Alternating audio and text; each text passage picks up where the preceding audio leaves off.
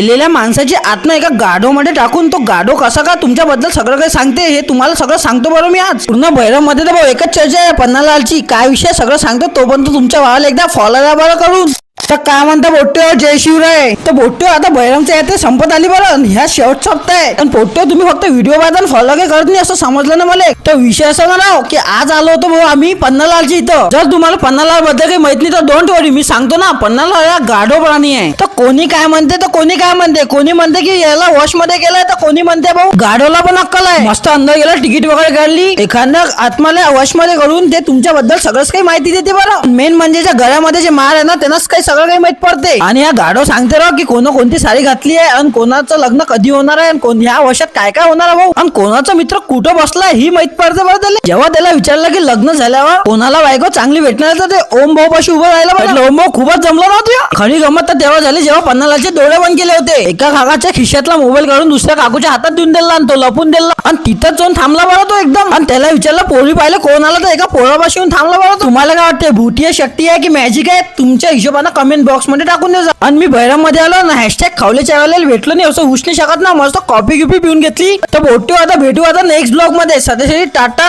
bye Nath Kartika